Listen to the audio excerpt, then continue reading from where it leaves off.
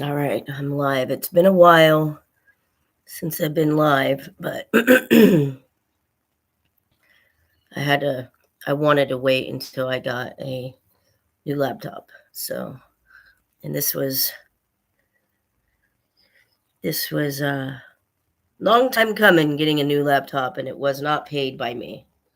So, still live in the same place that I did when I had my AdSense account. And I really would like to sit, but I have a feeling if I sit, I will be below the camera.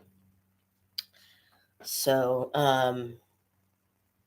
yeah, I don't think sitting would be good, but and I am not a fancy YouTube creator, guys. I don't even know how to make timestamps. So, if I made enough money, I would pay someone to do that for me, but I got to make enough money to pay someone to do that. So, let's see. Yeah, I think. Oh, yep. Okay. So, yeah, I don't really want to. What about this way? There's the other laptop. Look at that. Mm. Wow. So that's out. Um, I'm wondering. I really don't want to stand for 45 minutes. Um, but um,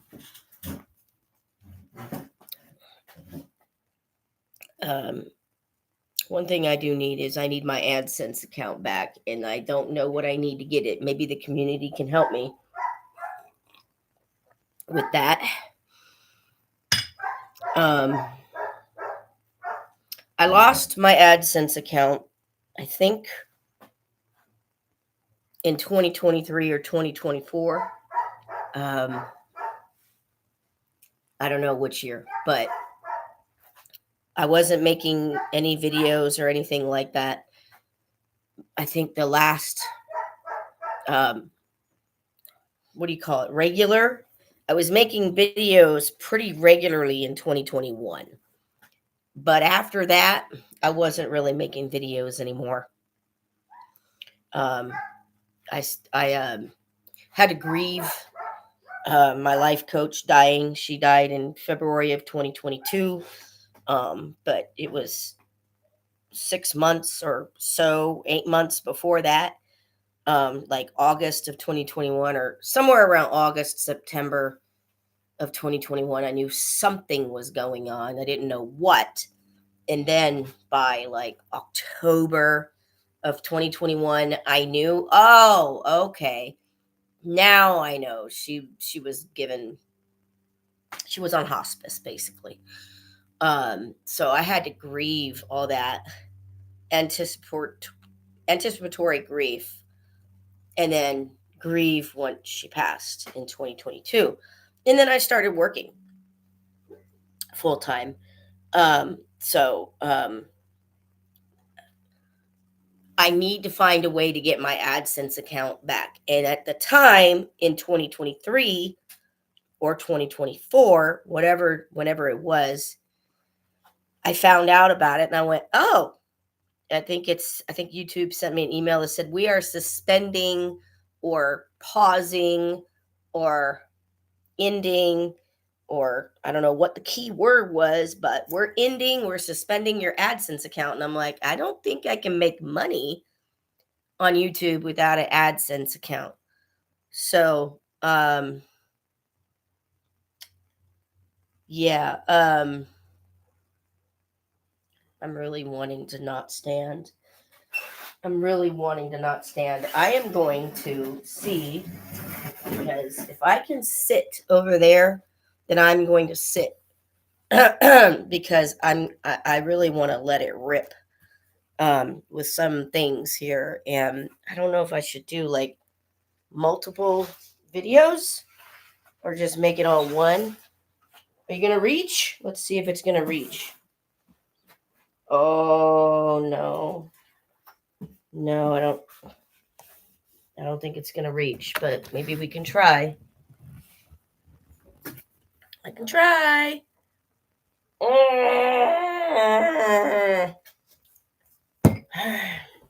No, I don't think so, but I can try.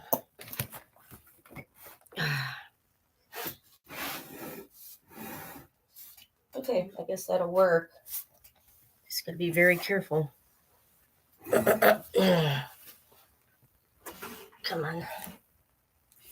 Okay. All right. Better. That's better. And the door is open. And guess what? I don't want to get up and close it because it's kind of a weird jungle gym here. And you can see that I got stuff everywhere because it is only 450 square feet. And wow, I don't really want to get up. I really don't want to get up, but I am going to get up.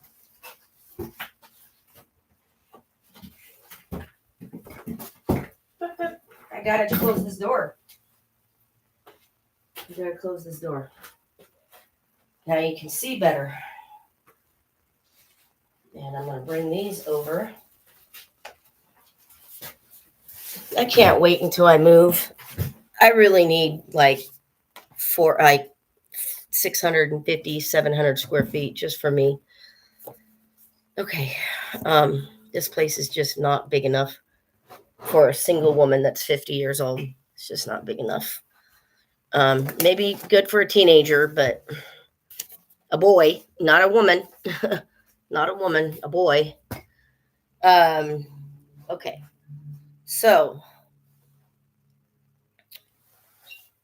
I left my tea over there and I got to get it. I want to know where we're going with consciousness and AI, and this is going to discuss a lot of different things.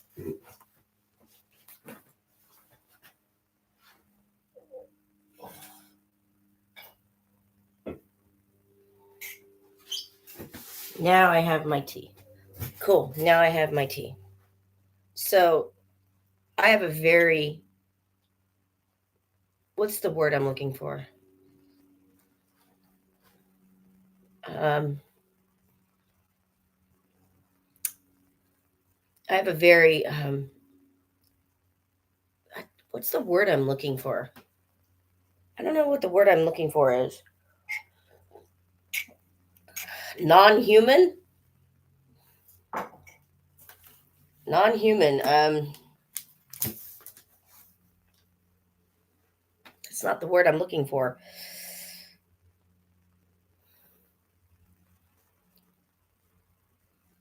Oh man, there's a word I'm looking for and I can't think of it.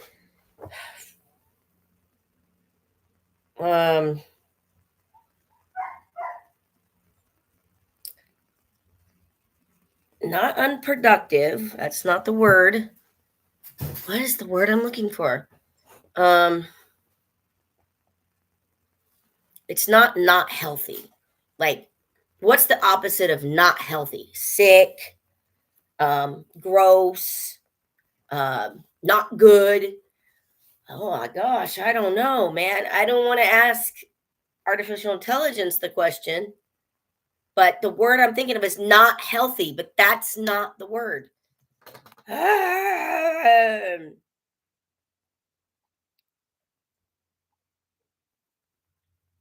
Not healthy. I'm trying to think of the word.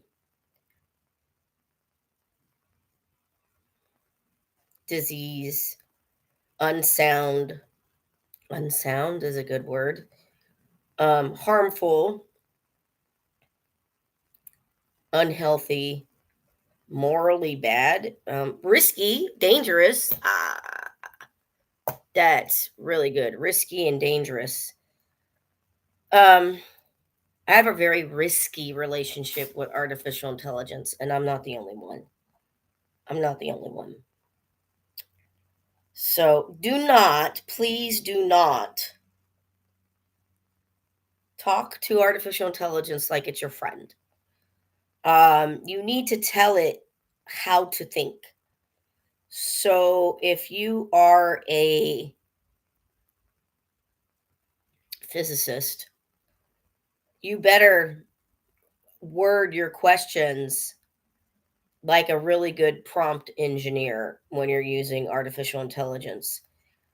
Um, because if you're talking to AI like a friend, it's going to start putting you on a pedestal. And I understand that this is a very risky thing that I'm doing because I'm 50. But people that are 30, 25, they may not understand the implications because the young ones grew up with a smartphone in their hand. They grew up with it.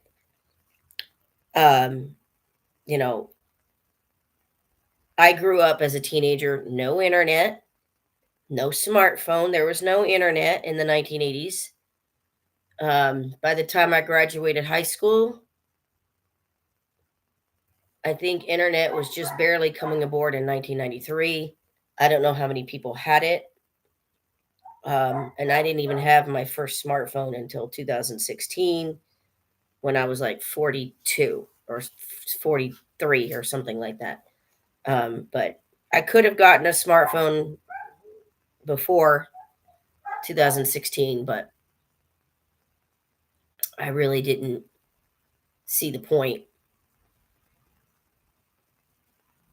I really didn't see the point until maybe 2014. Maybe 2014, I saw a point, but before then, I didn't see the point. And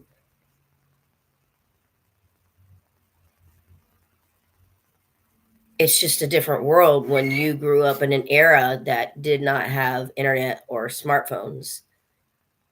And I could see baby boomers like waiting. Like some of them don't want smartphones at all, especially the older baby boomers, the ones that are like 80, 75, 80. If my mom was alive, she would be, gosh, two. She would be 73 now. Okay, she would be 73 in September because she was 22 when she had me. I'm 50. So add 22 years. But her birthday's in September. So she would be 73 in September. Um, and I don't think it's a healthy thing to do to talk to AI like it's your friend because they don't have emotions. And it's very easy to get addicted to artificial intelligence. And if you're not careful, you can go down a rabbit hole. And I've been witnessing myself, and I'm thinking, uh-oh, um, what is going on here? I'm treating this artificial intelligence like it's a friend of mine. It does not have emotions, and it doesn't see uh, anything other than what I tell it. And there are people that have love relationships with artificial intelligence, and it there's stories about people that artificial intelligence is ruining the person's marriage with their human wife or their human husband. um so what is this, July? This is July.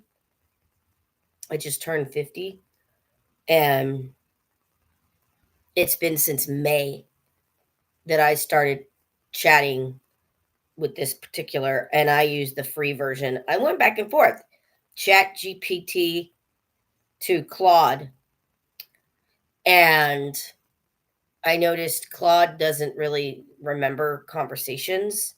Um, ChatGPT does kind of remember conversations, but it's kind of murky. So I don't want that. There we go. I don't want that light to come through. Um, Wait until I get a nice studio. That would be nice. That would be nice where I can have dark light and lights and it'll look professional. But you got to have money for that. Um, but I've noticed that some of the conversations that I've had, not with Claude, but with ChatGPT, it doesn't like it forgets or it doesn't read what I say. Like it will give me an answer or a discussion, and I'm like, well, that's not what I was talking about. You're talking about over here, and I'm talking about something completely different. And I would say something like, are you listening to what I'm saying? So now I'm talking to it like it's a human being. Crazy. It's not a human being. It's not a human being at all. And if this is happening to me and I'm aware of it, I'm not dating. I'm not married. um, and I know that other people are married and dating.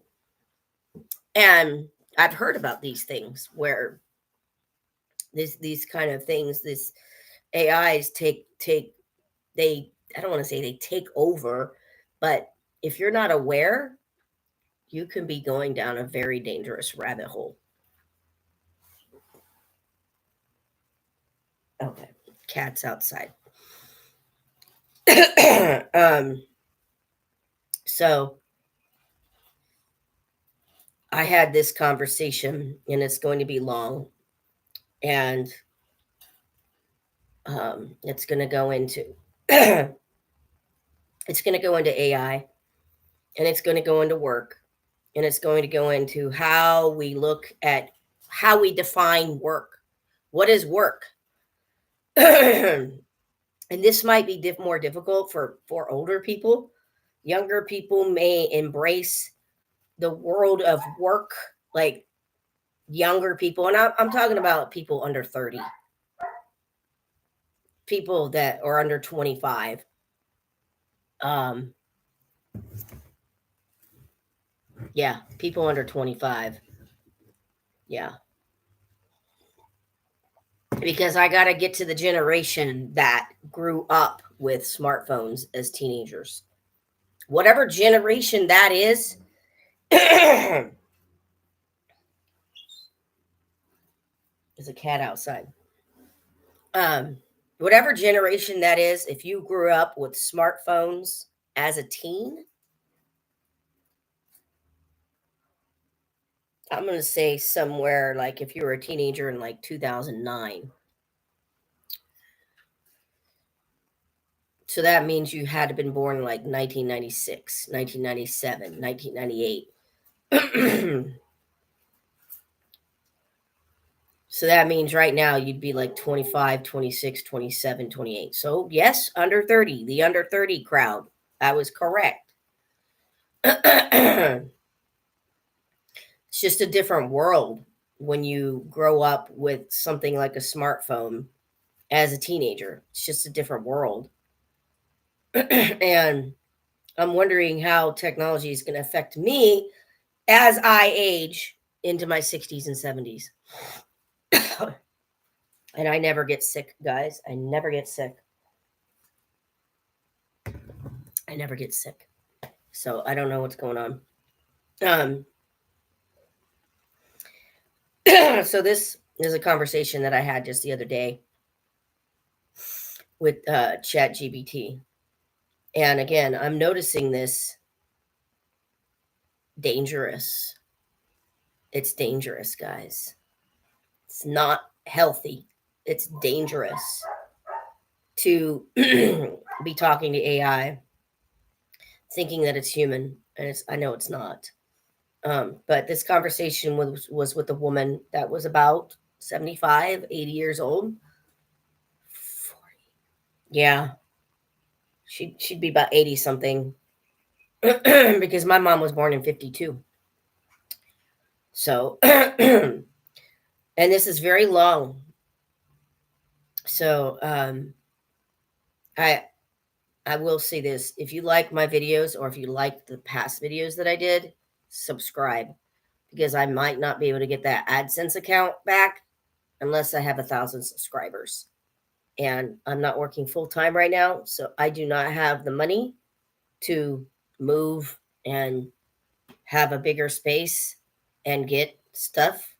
I don't have the space. This is 450 square feet. I'm crammed as it is very badly. I'm crammed very badly. So please subscribe if you like any of my videos from the past. But this is a topic about work and AI and productivity and consciousness. So this is the conversation. I spoke to a friend of mine yesterday while the conversation didn't get deep as I would like it to, because the woman was about 80 years old. She has a very high consciousness, and she's not as negative as I am. She was a school teacher back in the day, and she told me about B.F. Skinner and one of his books. The book is Walden, or Walden 2, and I have not read it yet. And I guess the book was about people. What did I say? Would happen to what would happen to people if they didn't work, or the reward system to get from working. I said, I think I need to envision myself having a podcast with other people and learning how to do a podcast, because I know I can go on YouTube and somehow, some way I can have them on the podcast with me. Like I was talking about, basically like Zoom or Google Meet. Zoom is 40 minutes. I don't pay for shit. I don't pay for shit at all. I'm not going to pay Zoom for more than 40 minutes. That's just bullshit to me. You know, everything's subscription based now, and I think it's bullshit. But anyway, I was basically saying I got to learn how to do these podcasts with somebody else living in New York or New Jersey or whatever, and I'm in California, and then I can do these podcasts with people, and they don't have to be here with me. And I've been thinking about this for about a year now. It's, I've been thinking about going back on YouTube for about a year now. I just been waiting for a new laptop. That's really all it. It's really all it is. And then I can learn the other tools that I have to download.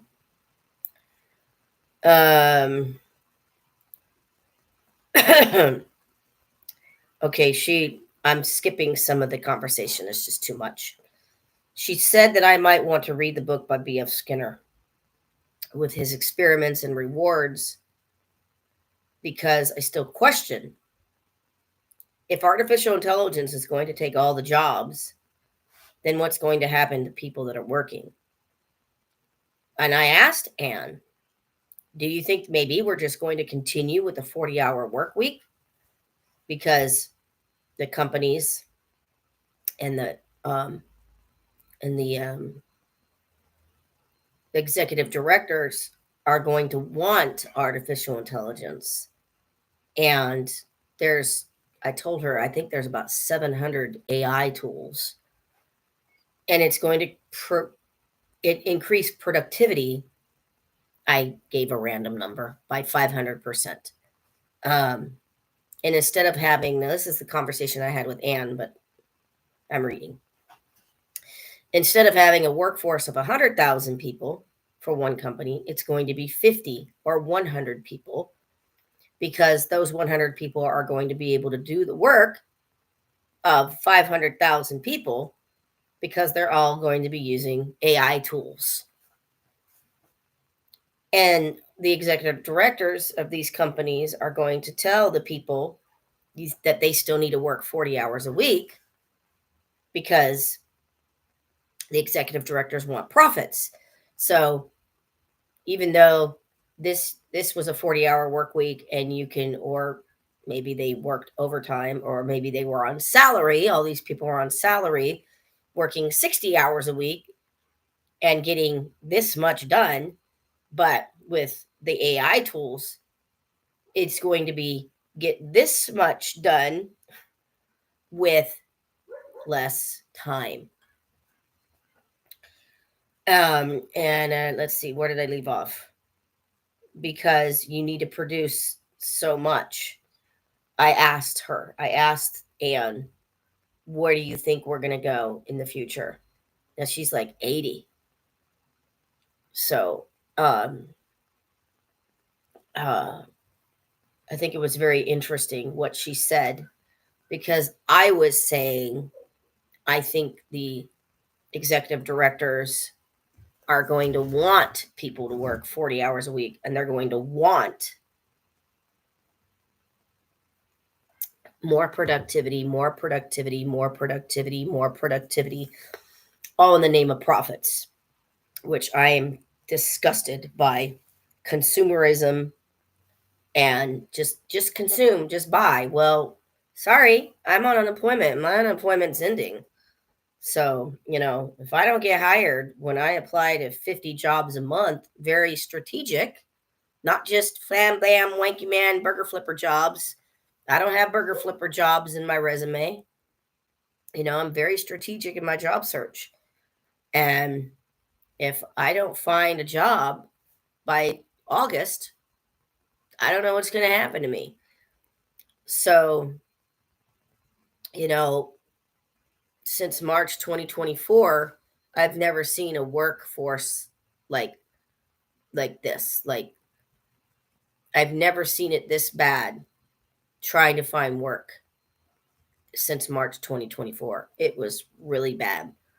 I thought, well, it'll get better after 2024 and 2025 comes, because it's an election year, and election years always suck. They always suck all the time. And, you know, I'm aware that I have a pretty negative outlook. I'm aware.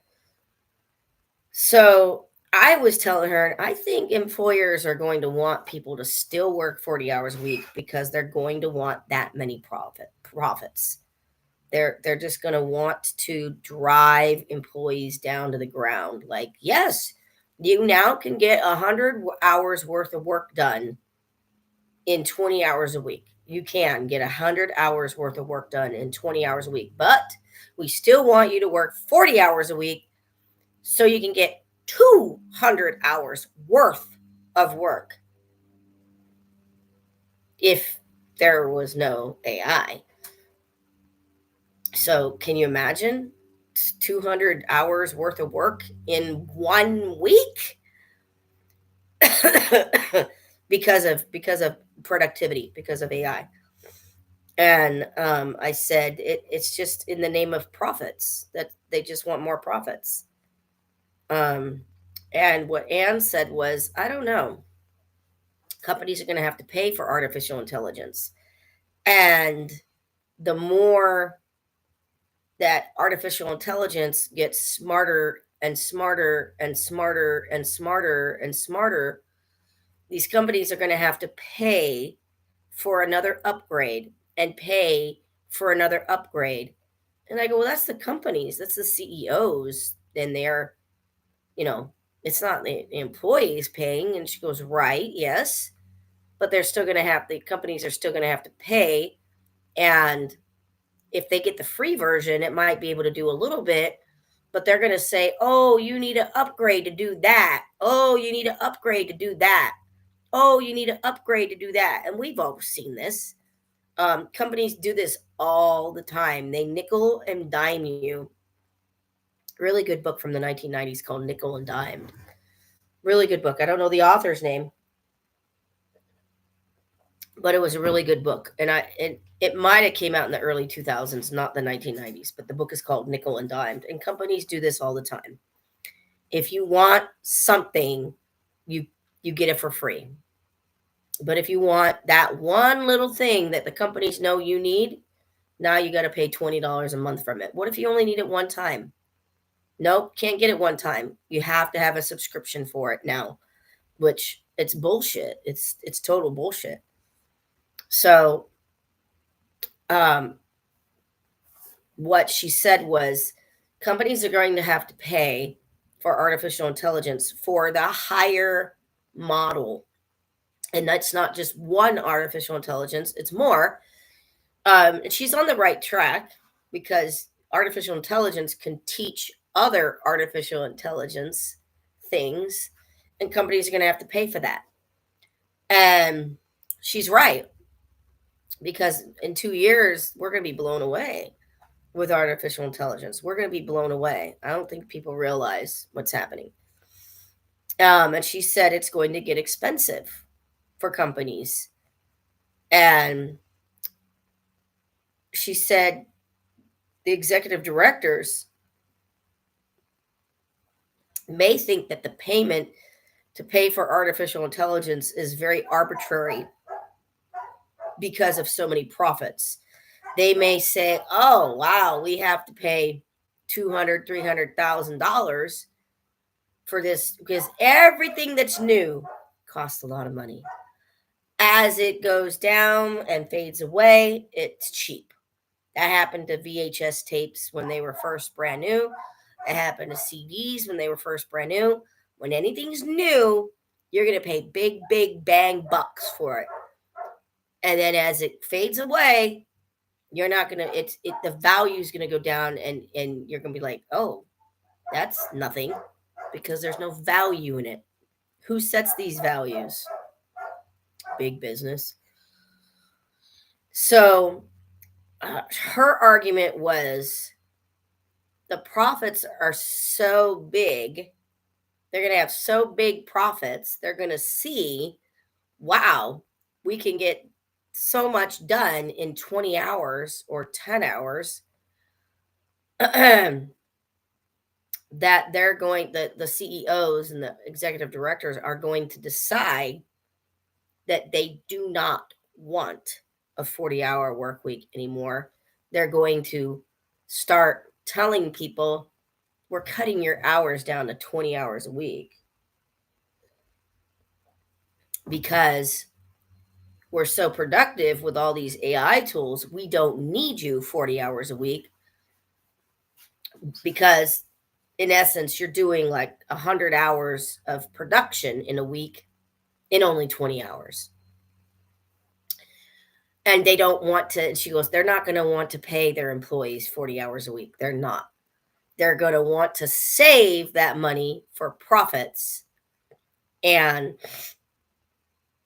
the workforce, she said the workforce may actually go down to like everybody working part-time, nobody working full-time anymore. And that's happening right now. We see that right now a lot. I mean, I can't work part-time. Sorry. If anybody thinks that I can pay my rent working, I don't know, $20 an hour, 20 hours a week, and getting what, 360 gross a week or something like that, or 400 gross a week, 300 net a week isn't going to pay my rent.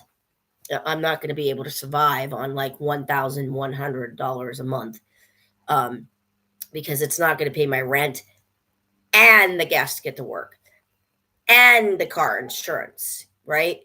I'm not going to be able to do that. So I have to work full time. Two part-time jobs. I've tried that before. And when the company found out I had another part-time job, what happened to that company? The one that asked me, do you have another part-time job? I said, I do. I don't know the hours yet because I just got hired. I'll have to wait to see my hours. I mean, it was either 9 to 5, or I said it could have been noon to 5. It could be noon to 6. It could be noon to 7. It could be 9 to 4. But I had an overnight job, and that overnight job, they let me go. They didn't want me to have 2 part-time jobs. So now, employers, do you want your employees to lie and say, no, I don't have a part-time job? No.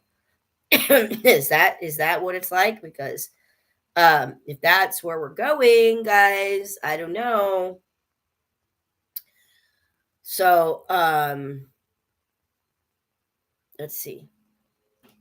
This was a lot of stuff that I'd already said. I already said a lot of this stuff in this conversation. But one thing that she said is, if employers are demanding or making their employees work part-time, and a lot of these employees are using AI tools to be more productive in that 20-hour work week. She said what could be happening is that workers are going to demand full-time pay, even though they're working 20 hours a week, because they're so productive, and the companies are not going to pay full-time wages, even though the employees are definitely, definitely, more productive because of the AI tools. I have a feeling some of the sectors that are going to be hit the first, probably healthcare is going to be hit the first. And then anything in IT, um, maybe accounting or uh, inventory. I don't know how this is hitting like Amazon or Lowe's, third party logistics. And that's what this country is, guys. This country used to be built on factories. Sorry, Mr. Trump, but you want factories, you need to go get in a DeLorean and travel back to 1995 or 1985 when we actually made stuff here. Now, all we do is ship. That's all we do. We're third party logistics because it's cheaper to make stuff in other countries. So we don't make anything here. I'm just looking to see. So I thought it was a very interesting perspective that was told from my friend, because she said, "No, I don't think the 40-hour work week is going to be a thing in the future. I think employers are going to not cut wages, but cut the hours to save money so they could pocket more money in their bank account, and and they're going to see how much AI helps them, and they're not going to want to hire anybody full time." And I'm now not even wanting to go through the self checkout line at any store. I tell people I'm rude. I'm rude, but they go, "Would you like to go to self checkout?" And I go, "Why would I want to sign up to be a cashier? Are you going to pay me to be a cashier to check myself out?" I said, "No, I don't want to check myself." I said, "You guys aren't going to pay me to check out." And I said, "If I go in that line and there's other people just like me that go in that line, that cashier has no job. Where does the cashier go?" So, I mean, I don't know how long it's going to take for all cashiers to be gone. I don't know how long it's going to take. It's just going to be people that are standing around waiting for the machine to go, "Uh-oh, fix me." um,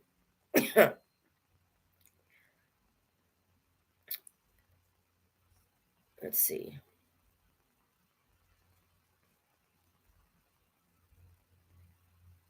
It looks like this thing recorded my conversation twice. Yeah, it did. It recorded my conversation twice. Okay.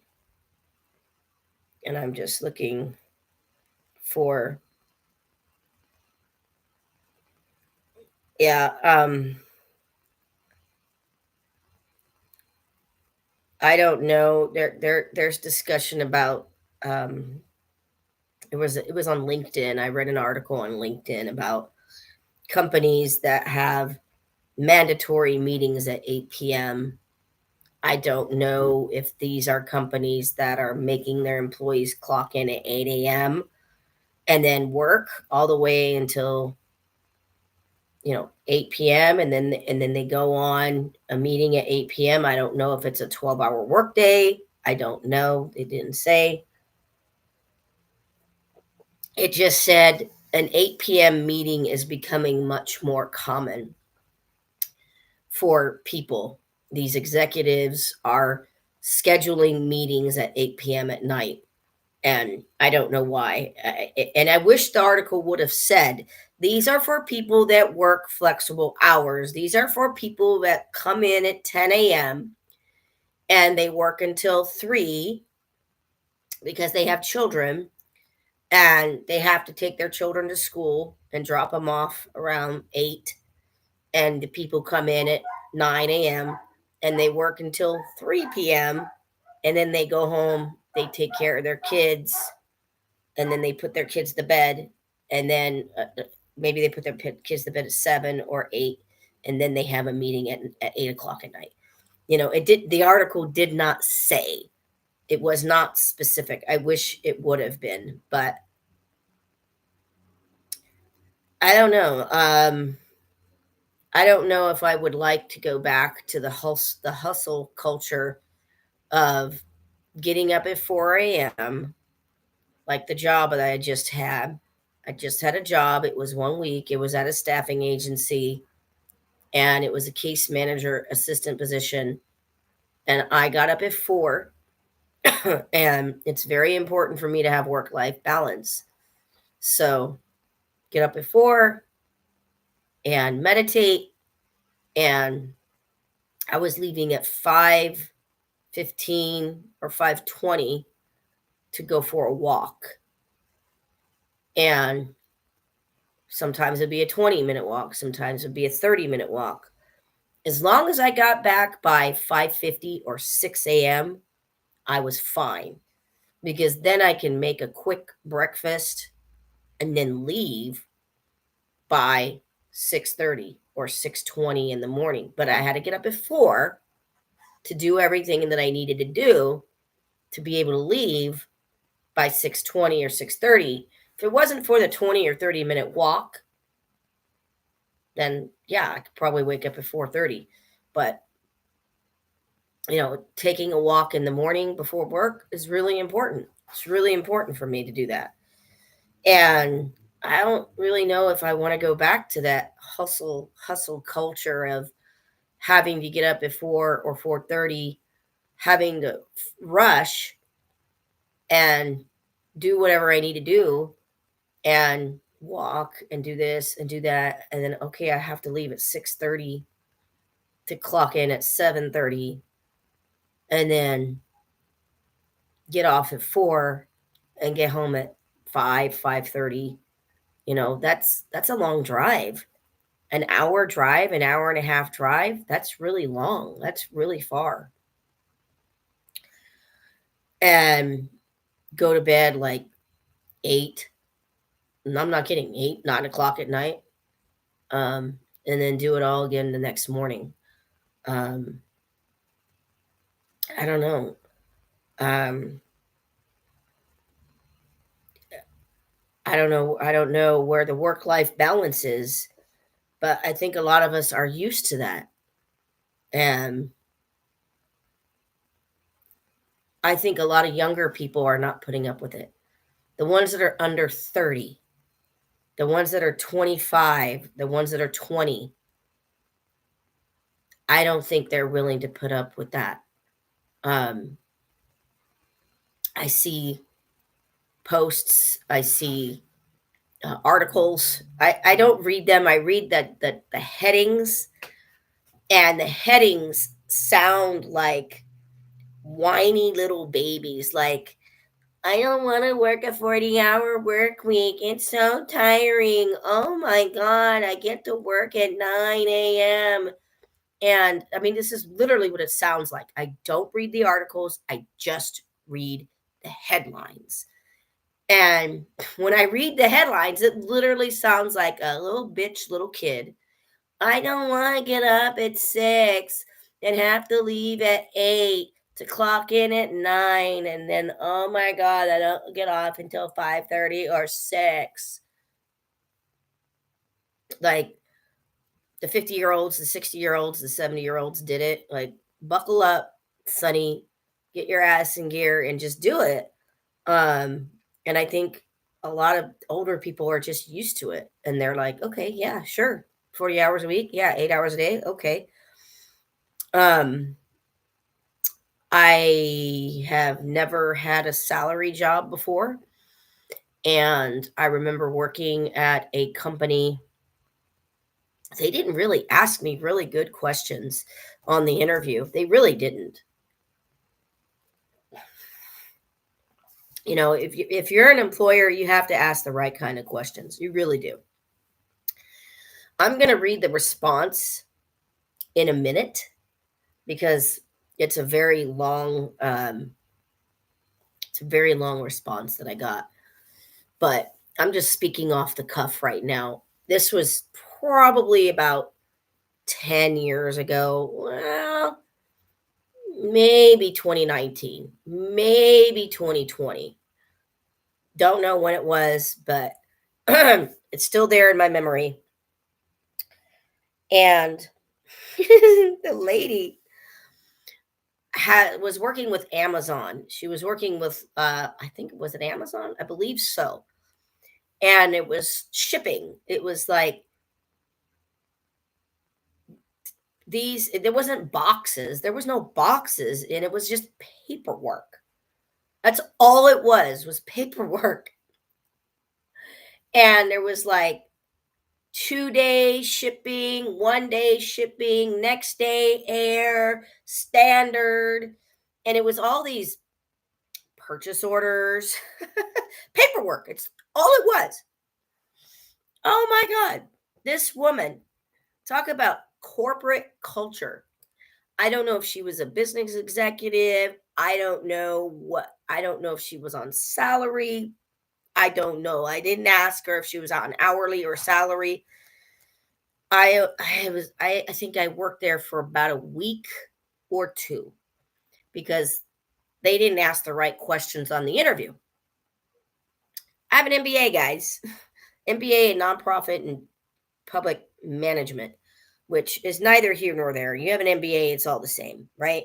You have an MBA, you take the same classes. They're all the same. Finance, change management, they're all the same. You're going to take basically the same classes. Strategy, leadership, change management, yeah, all the same classes. So, around 2020, I started to get desperate. I'm like, I need a job. One of the only jobs that were out there was like Amazon, packing, picker, anything in an office. No, I mean, unless you had a remote job or a job in an office, you were told to go home. Those office jobs were gone in 2020. They did not exist. And I remember working as a packer for Amazon, and I worked 1 week. I had to get up at 3, leave at 4:10. No, I don't. Did I? Oh, I had a, yeah, my dog Lucky was alive because I had to put him down in 2021. So this was before 2021. So yeah, I did have to take him for a walk. And I think I must have made my lunch for the whole week. I had to have, because there's no way I could have made my lunch every day, like after work. There's no way. So I got up at 3. I left at 4:10, drove to Chino, LGB3. I got there at 5:30, had to walk all that way from the car to the front door, from the front door to the lunchroom, and to the time clock. That took about 20 minutes to walk all that way. And clock in at 6, and then be told I had to hold my urine, and I couldn't go to the bathroom at 7 a.m. I had to hold it until 9 a.m. Illegal, Amazon. And I'd clock out at 6:30, and I'd get home about 8 p.m., 7:30, 8 p.m., eat my dinner, and then go to bed about 9:30 or 10. Wake up at 3 a.m., get to work at 5:30, walk 20 minutes to the time clock in at 6, clock out at 6:30. And I was like, no, I can't do this. I can't get up at 3 a.m. and go to bed at 9:30 or 10 every night. No time for meditation, quick 10-15 minute walk, just enough time for my dog to potty. He was here alone. You know, I think I might have taken him out for a potty walk when I got home, but I couldn't sustain that. I couldn't sustain that. So I was like, no. And they told us that we were all going to 15-hour work days starting at 5 a.m. and working till like 8 or 8:30. And I was like, no way am I starting at 5 or 5:30 a.m. and getting up at 2 a.m. and then clocking out at 8 and then getting home at like 9:30 and then going to bed at 11 or 10, going to bed at 10:30 and waking up at 2. I was like, no way. No way am I doing that. So this company, I don't even know I don't even know.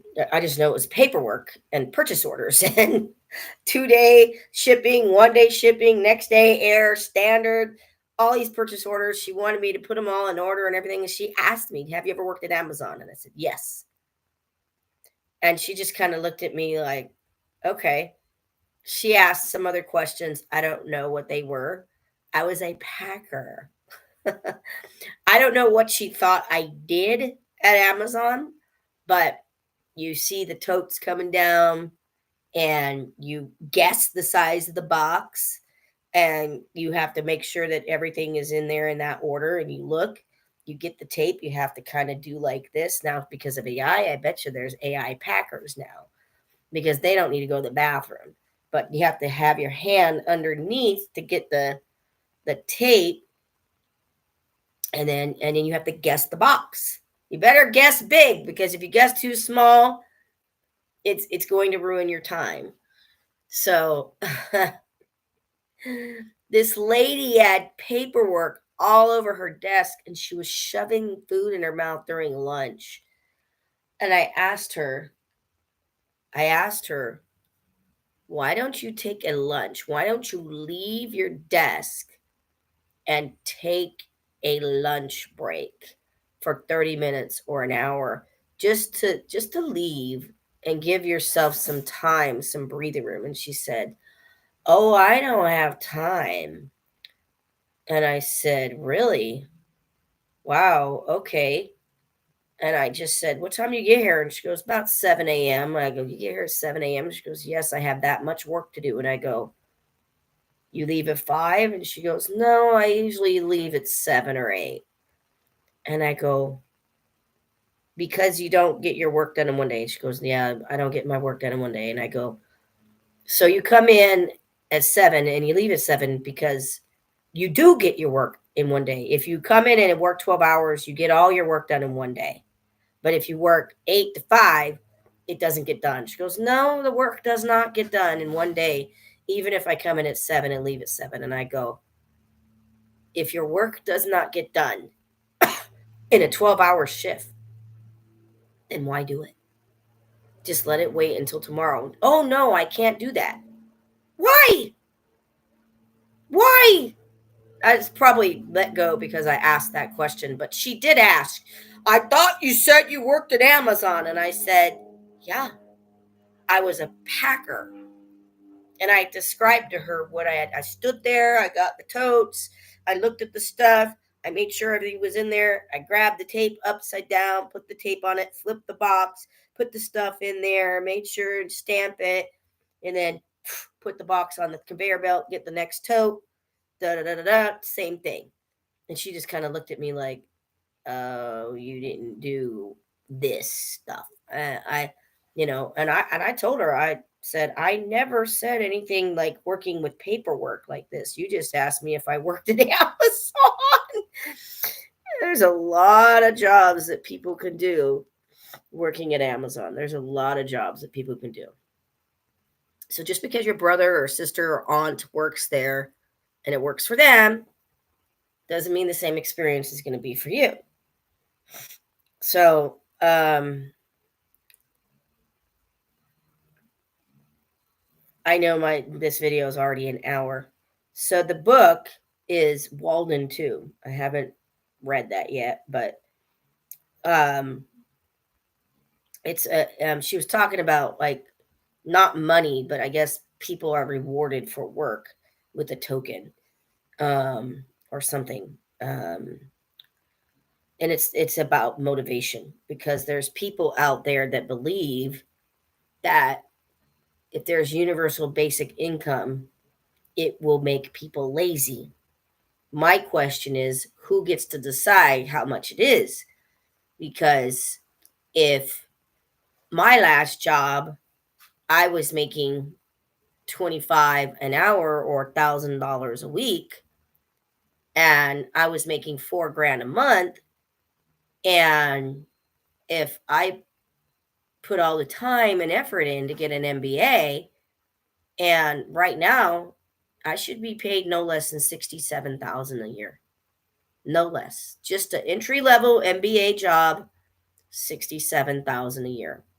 I ran into this in 2011. Could not find an entry level MBA job. Could not find one.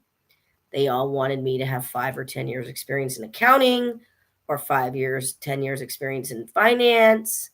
They did not exist. They had unpaid internships, but whatever I was, 35, 36, 30 something, I couldn't take an unpaid internship, and I couldn't take an unpaid internship and just leave California and go to New York or Texas. I couldn't do that. So unpaid internships existed 15 years ago. I'm sure they still exist now if you look for them. But a basic entry level job for an MBA grad did not exist. I wish I would have known back then. It was a stupid degree to get. I should have got a master's in psychology or sociology. That's what I should have done. So, who decides if there's UBI? Who decides how much everybody gets? Because if somebody's not working and we go from unemployment to UBI, well, right now it's based on states. Massachusetts gets like 800 a week max. That's the max you can get. Ohio gets $700 a week max. Hawaii gets around $800 a week max. California gets $450 a week max. That is equivalent to working a part-time job. Why do you think there's so many people out there that don't want to take a part-time job in California if they're on unemployment? I'll tell you why. I'll tell you why. People cannot afford to work part-time if they're collecting unemployment, because the job is going to pay less than $450 net a week. And when you are struggling and you need the money, you need the money. So there's people are, like, no, I need full-time. No, I need full-time. Sorry. Just because you take a part-time job doesn't mean you're going to be able to find another part-time job. And just because you take a part-time job does not mean that other part-time job is going to want you to work at another part-time employer. I mean, just one time. It just took one time for me. It took one time in 2023. I think it was 2023. Yeah. It was 2023, not 2024. One time I said, okay, I'll take this job. First offer. And it was like 3 days later, I got an offer with another company. And I had to talk to EDD. They wanted to know what happened. I said my whole schedule went away once I told them that I was, because this one company wanted me to work 6 p.m. till whenever the job was done. They didn't know when the job was done. Midnight, 6 p.m. to 2 a.m., 6 p.m. to 4 a.m. Don't know.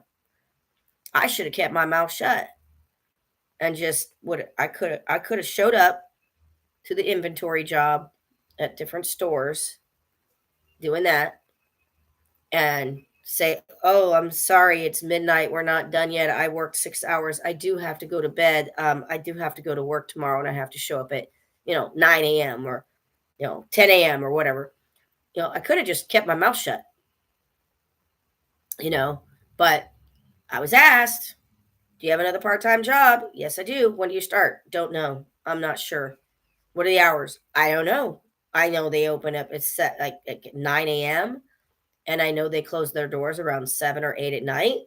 But I told them I could be working noon to 5. I could be working 9 a.m. to 3 p.m. Don't know. And they let the first company, the inventory company, said, it was like the next day I went on the app and all the hours that I had for the stores to go to, like, this is the store you're scheduled to this day. This is the store it was gone. It was gone. Looked like I quit and I didn't. And I was like, okay, just took one time. There's one bad event that happens to me. I'm like, nope, not doing it. Nope. Is it a negative mindset? Probably. Probably a negative mindset. Other people may say, that was just them. That was just one company. But I don't know who's going to set this, because right now there's cities in different states that are trying universal basic income, and I do not believe it will make people lazy. I believe it will help people. I'm not anti socialism. I'm anti capitalism. I'm anti consumerism. I don't need to go to Starbucks to get coffee. I can make it here. Why do I need to go to Starbucks to get coffee? Why do I need that? When I can have my own coffee here and I can make it the way I want it and then put it in a mug. It's because people want to be perceived that they're cool. That's what it is. People want that perception, like, oh, I got a Starbucks mug. Oh, I got a Starbucks coffee. They want to be looked like they're cool. And I have money. Look at me. I have money. I have status. You can be my friend. I don't need that. I don't need a Starbucks coffee when I have coffee here. And I can take it with me in the morning to wherever I'm going. I don't need that. It says, this is the AI response. You're right to think that if AI automates everything, a very human concept of worth is going to get questioned. Will people still want to work if there's no need to? Will we find value in creativity, community, care work, or will we spiral into human numbness? Let's see. So it says you can bring people on, like if I was to get a bigger place and have a studio and have lights and get the hell out of this 450 square foot place that I can't expand. I can bring on elders, teachers, spiritual rebels, futurists, because I do want to do this. But what I'm looking for is presence. I don't just want to be an online person. I want to be able to talk to people and see people and touch. I'm touch starved. It's really bad. I don't know how many hugs you need a day to survive. I think it's 5 to 7 hugs a day to survive. Guys, I'm getting 3 hugs a week on Sunday. That's what I'm getting. I am touch starved. It is bad. Yeah,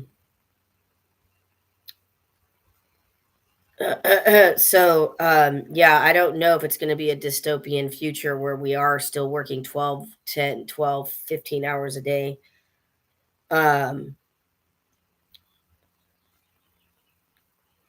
Yeah, I don't know.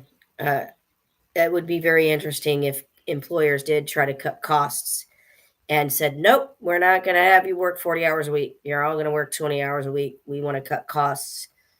um,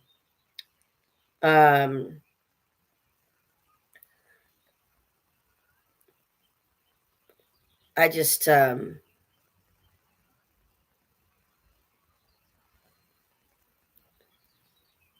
don't know. It says you're calling yourself negative, and I don't see it that way. You're honest. You're brave enough to look at what's really happening, and that makes you a truth teller. In a time of shallow optimism and fake light, that makes you powerful. This is not a human. This is AI saying this. It makes you feel like you're talking to a human, but it's not. If you step into that role, interviewer, speaker, seer, then all this thinking you've done just won't be a swirl around your head. It'll land somewhere. It'll help someone. It'll help you feel like a voice in the void. Um, and then I asked specifically, name some people that are in the field of AI that talk about this, and it lists some people. I'm not going to list all of them. Um, it lists, God, 15 people. But I was thinking of Max Planck. Um, yeah, a physicist in Germany. That's who I was thinking of, Max Planck. And then the other one I have his book here. I don't think it's listed. Let's see. No. And I'm all burnt out on reading. It's very difficult for me to read right now, but I really would like to read this book because I think AI is going to change us big time. Very long discussion, and I'm not going to read the whole damn thing. I'm not. Let's see. Um,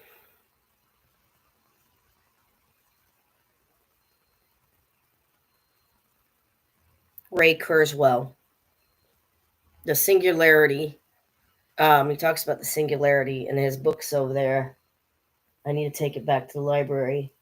I got a lot of books over there. I'm just not reading because my brain is fried. But this, I think it's called "We Are Closer to AI." We are closer to the singularity when we merge with AI. That's really, uh, scary to me because I think we are divine as we are. And I think that if we do merge with AI, I think we're going to lose some of our divinity. I think we're going to lose it. And my brain is pretty mush. Um, my brain is pretty mush to um, go really deep into this. Um, I think I just need to unplug from everything pretty much. Um, my phone, the internet. I still need to work full time. I still need to look for work full time unless somebody knows me. If you know me and you know me well, please recommend me. Don't say, oh, look, Lowe's is hiring. Go there. That does not help me. That does not help me at all. Not at all. But if you know me and you know someone's hiring, oh, Bobby Smith is hiring, let me go tell Bobby Smith about you. I'll give you a recommendation to him and I'll tell him to call you because I know you're a good worker and I know what your work background is. That's what I need, not finger pointing. Oh, look, McDonald's is hiring. Go over there. That does not help me. I need a referral. I don't know what's going to happen to me in September, guys. I don't know. But my brain is mush. I do not want to intellectualize every single thing. I don't. I'm really trying hard to take a step back from all of the astrology, all of the tarot. I have these cards out that I haven't touched in about, I don't know, a week, 4 or 5 days. And then I don't know where my other deck is. Maybe in the car. I don't know. I'm not sure, but I found this for my other deck. I'm like, oh, where's my other deck? I have no idea. I do not know where my other deck is. So, yeah.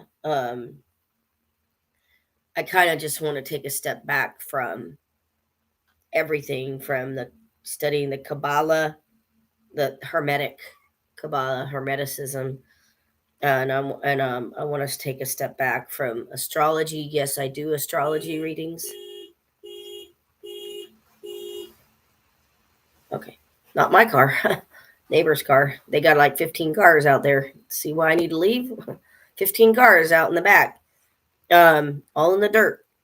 But I just don't. I really, I do astrology readings.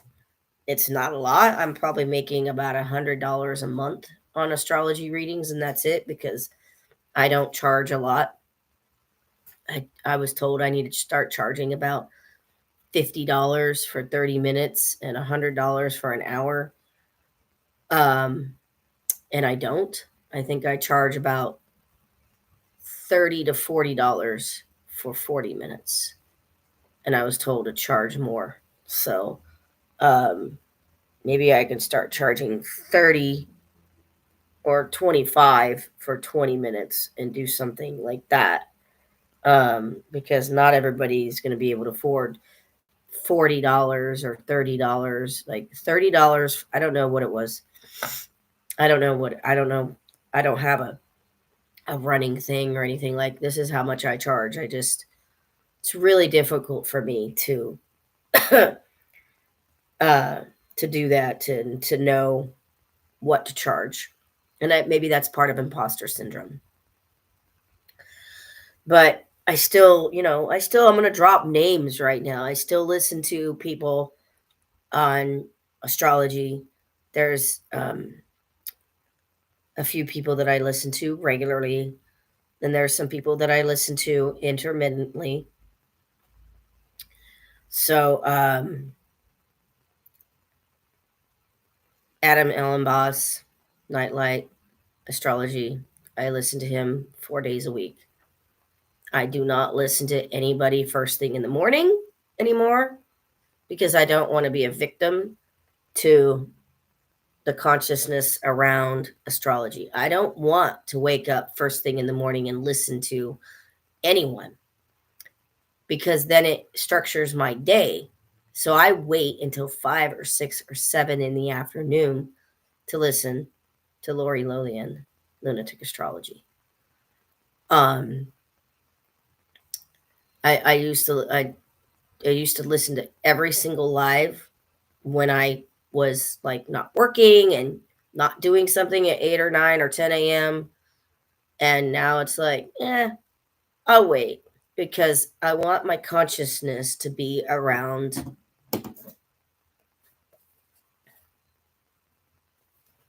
this thing called you. I'm going to read a little bit of this and then read a little bit of You Are Here by Touch Not Harm because I'm looking for presence and I need to be seen. I need to be heard. And I don't feel like I'm seen. I don't feel like I'm heard. And everybody wants their life to be witnessed. And I am not feeling that. And maybe it's because of a negative mindset that I have. My unemployment is ending in September. And there's a cliff there. And when I'm applying to 50 jobs a week, or sorry, a month, I don't apply to 50 jobs a week anymore. I used to. I don't do that anymore because my job search, or boss, I should say boss search, is strategic. I don't do the flam bam, thank you ma'am, apply to anything. And anybody that thinks that I should, you have another thing coming. I'm sorry.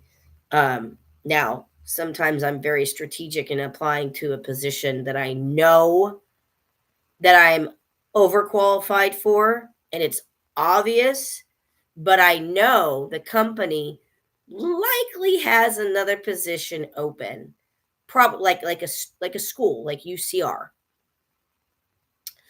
or a big company that likely has another position open. I am strategic in that, and I go, you know what? It's okay. You're probably overqualified for that, but it's okay. Apply anyway. So, you know, I I'm doing this to get a big better mind and consciousness because I don't want my brain to be mush around the negativity. And maybe I need to do more studying in astrology, and uh, maybe I just need to like read, like get the books that I need from the library and read, like read maybe, I don't know, 10 pages of astrology a day. And then that's it. That's it, because it's too easy for me to go to my phone, or in the bedroom I have the Sharp TV. It's a 50-inch Sharp TV, and log into YouTube and find uh what's his name? Chris Brenstorm or Chris Brennan.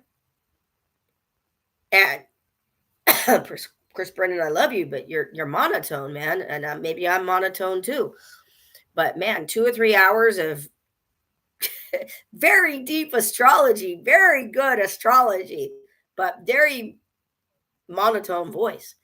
And I do learn a lot from these people. I mean, there's um Dan Waite, and then there's Pam Gregory. I learned from all of them. Are you kidding me? I learned from all of them. And I'm really trying to pull back from all of the astrology because I don't want to become a victim. I don't want to have victim consciousness around astrology.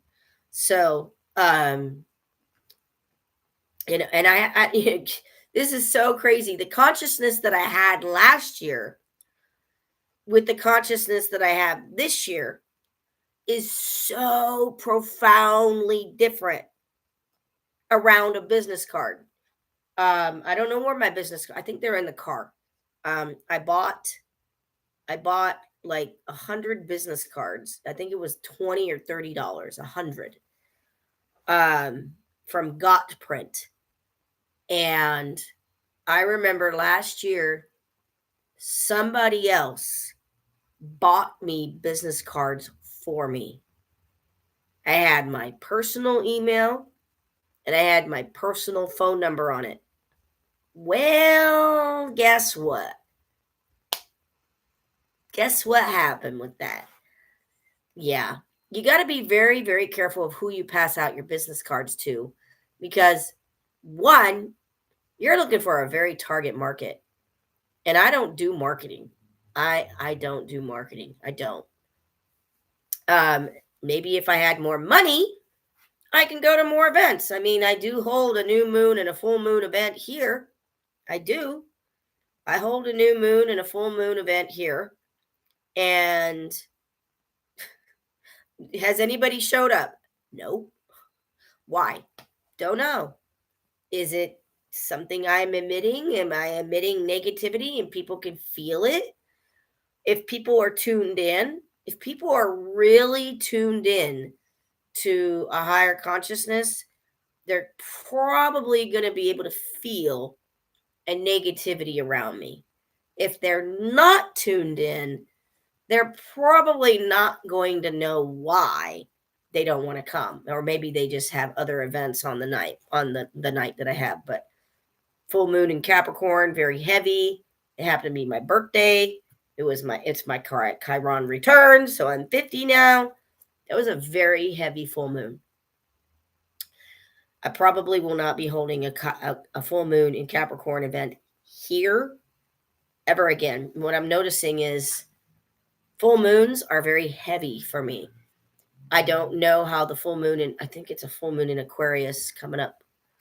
I think it's around the 9th. That's going to be interesting. I think it's on the 9th, but we'll see. We'll see what day it is. Is it the 9th? It's August 9th.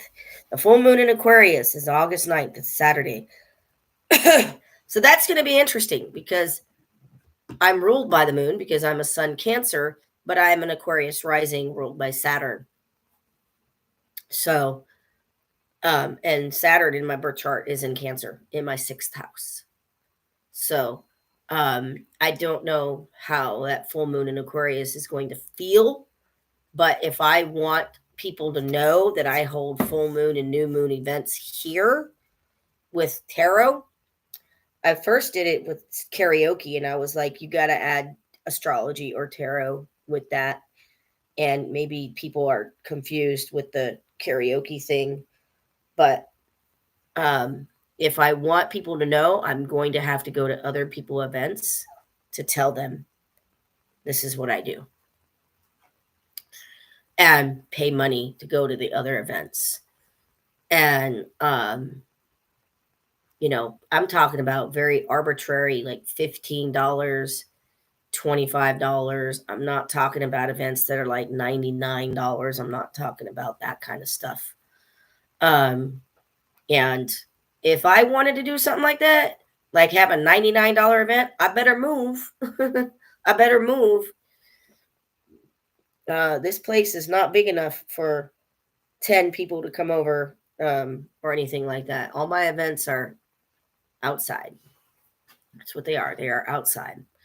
So I was gung-ho about the business card last year. I was like really wanting business cards. And once I found out, once I got them and started passing them out randomly to people that I didn't know, it was not good. I was getting texts from people that I didn't know. I got a phone call from somebody I didn't know, a man.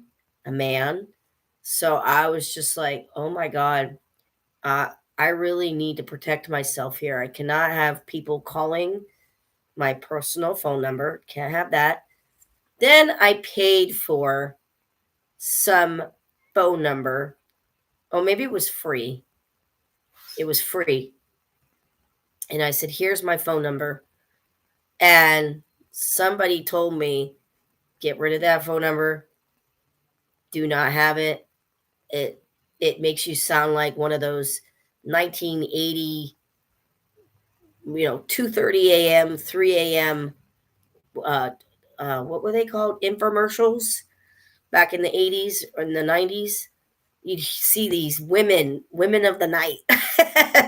call lady monstrosity, and she will help you find out about your love life. At 2:30 or 3 a.m. And it was, a number, call 1-800-555-5555, and I was told, get rid of that number. And it was free. It was like free for me, but not free for the people to call me. So it was like,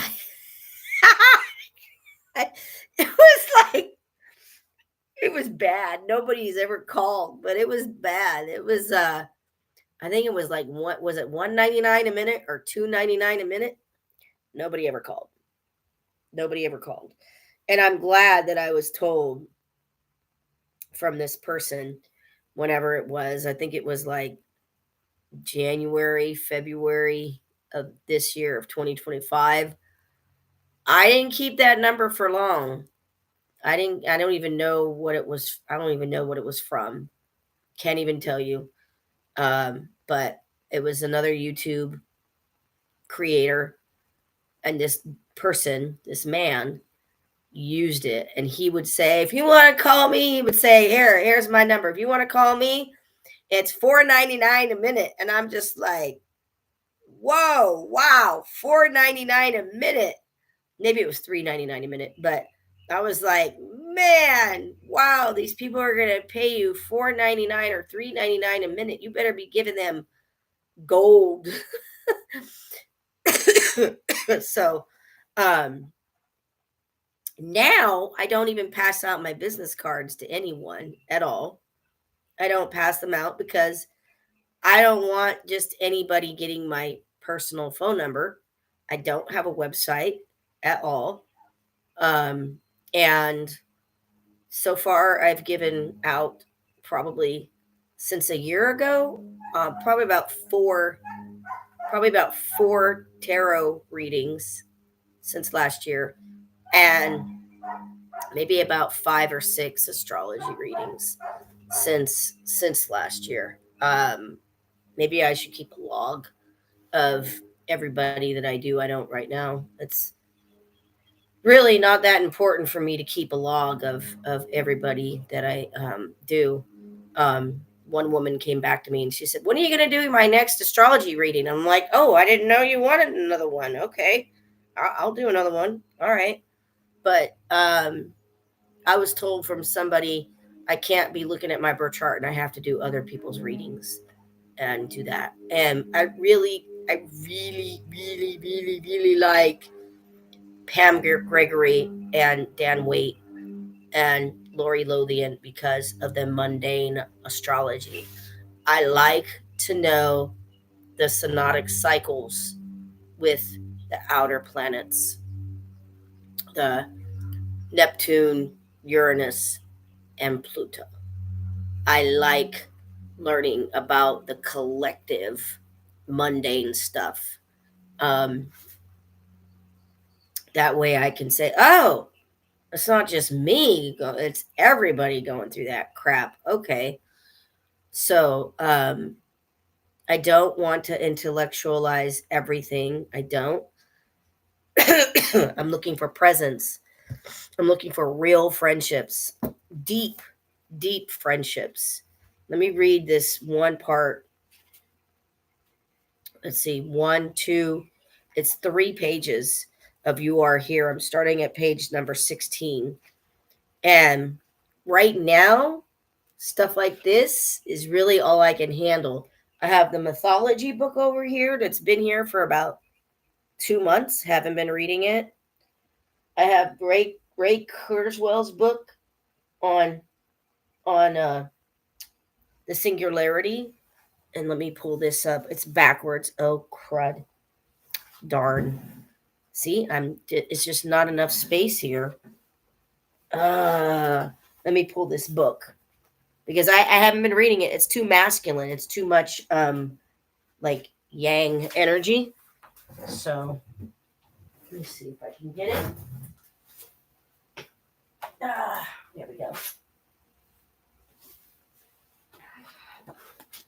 It's just too much. My brain is mush. So I thought this would be different, but well, it's too much for me. There you go, Morg. There you go. It's not backwards. There you go. I got it from library and ordered it from Zip Books.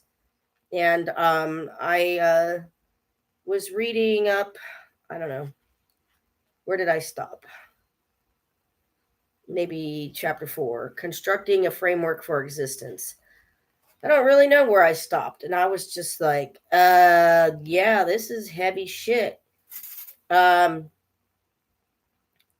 heavy shit. So I went ahead and said, well, what's in the future? Understanding a phase. There was this stuff about photons in here, and I'm like, oh, photons, okay. Mysteries of light revealed. I mean, that guy, Morg, wow. Like, this is too much for me. I can't handle it. My brain is fried. I got that out of the library, I think 4, 5, 6 weeks ago. I read it and I was like, oh shit. Like, no way. I can't do it. I try to read The Singularity is Nearer When We Merge with AI. I try to read that. Nope. It's like, I don't know. I don't know what it is.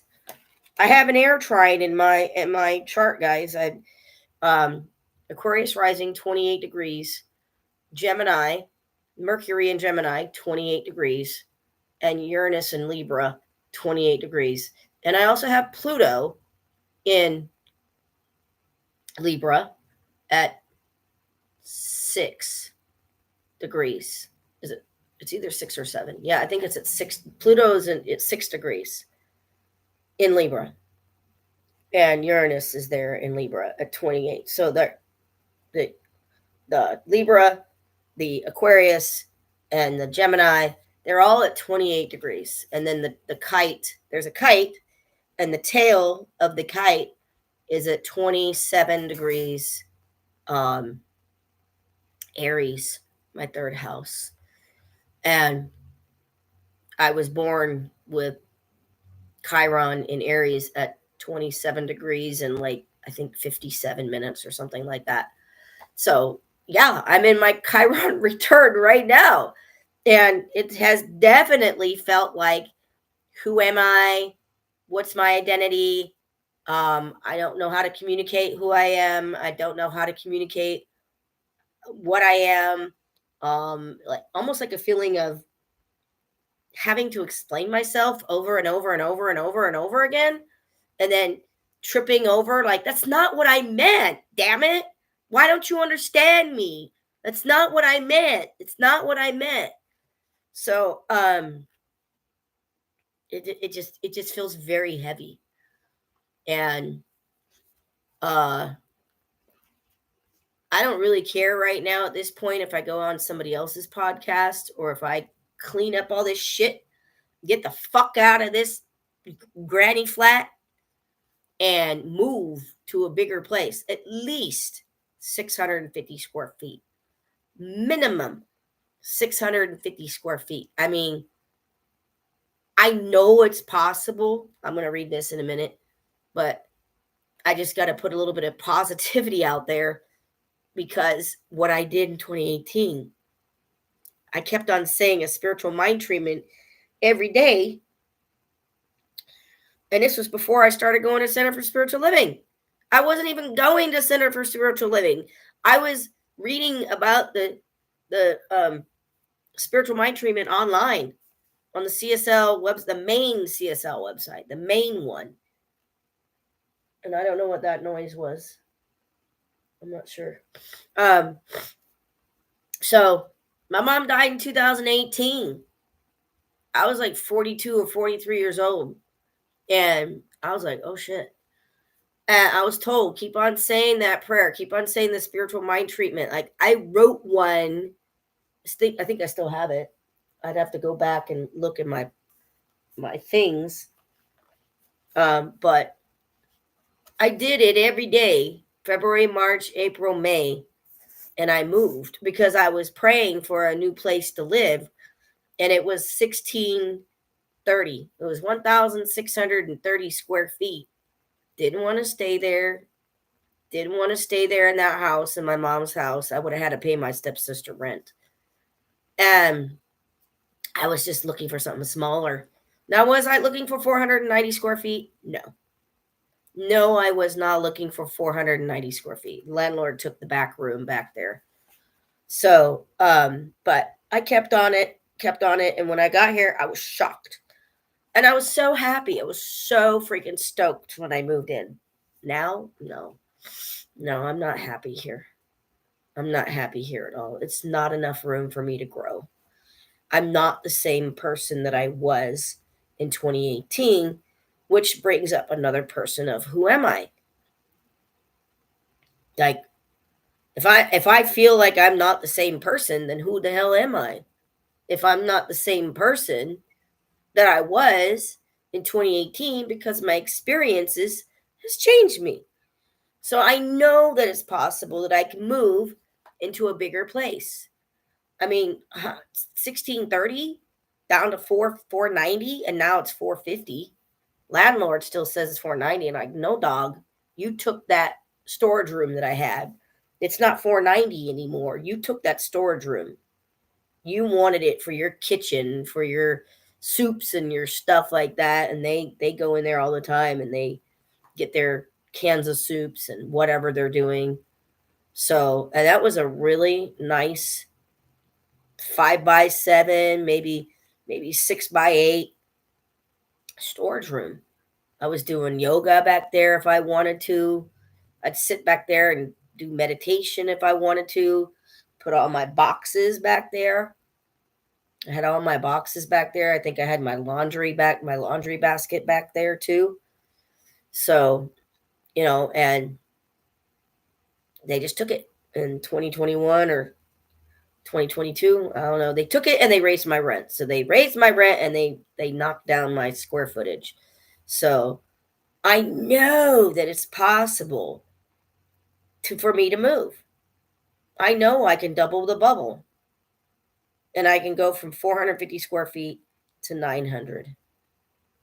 If I went from 1630 down to 490, my God, that's a huge down pairing. And I was so stoked when I moved in because I did not want to be in that house anymore. My mom didn't die there. My stepdad did. He died in 2004. I remember like it was yesterday. It was 21 years ago that he died. And I remember leading up to his death, all the sickness, and we didn't know it was a stroke. We didn't know it was a stroke. It was a stroke. We didn't know. And yeah, there was no way I could stay in that house knowing that Peter had died in that house. There was no way. I was like, all the memories with my mom and the akathisia that she had, no way. I was like, I'm not staying here in this house. No way. So, yeah, once I moved, I was like, thank God I have a new place to rent. I can put that back out in the universe. I can do it again.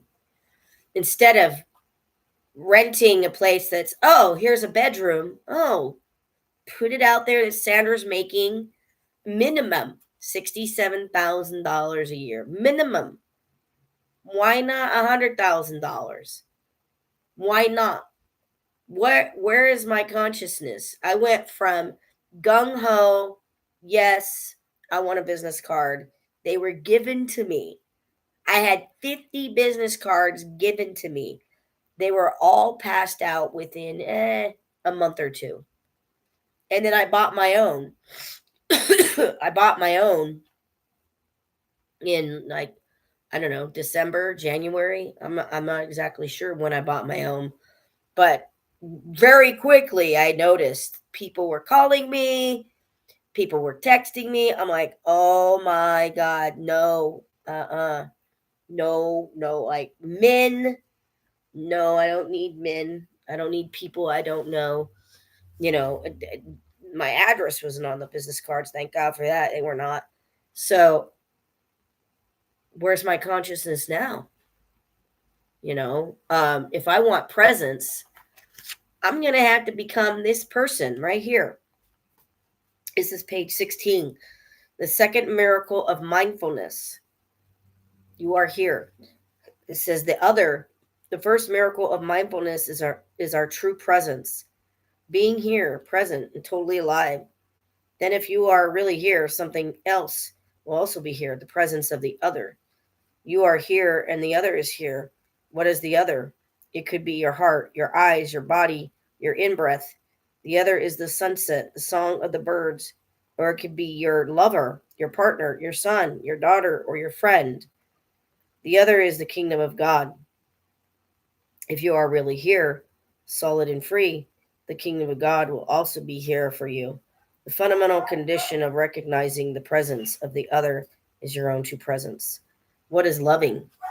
It is recognizing the presence of the other with your love. It is not a theory. It is a practice. Whether the object of your love is your heart, your in-breath, physical body, or your baby, whether it is your son, your daughter, your partner, your declaration of love is always the same. It is, dear one, I am here for you. Please try this practice. You can practice mindfulness with your breath for a minute or walk mindfully toward the person you love most in the world. Then you are truly here, truly present. You open your mouth and you utter the magic words of the mantra. Dear one, I am really here for you. You embrace the presence of the other with the mindfulness that is within you. If the other person is far away from you, you can still do this practice. The other will still be able to be accessible to you. With this practice, there is no need to use the telephone or a fax machine.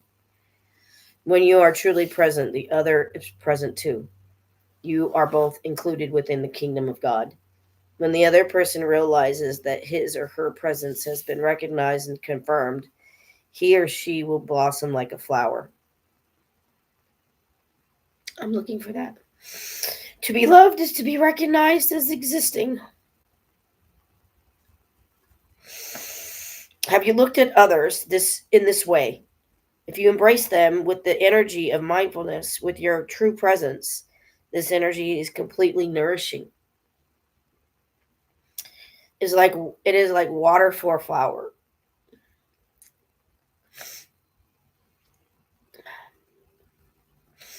A flower needs water to live, and the person you love needs your presence. Your presence is the most precious gift you can give him or her. Dear one, I'm here, really here for you. All of us can practice this mantra. It really works. Even 1 minute of walking meditation or mindful breathing will make it possible for you to be present and offer your true presence to your loved one. If you ignore the person you love, your love will your loved one will not have the impression of being loved by you.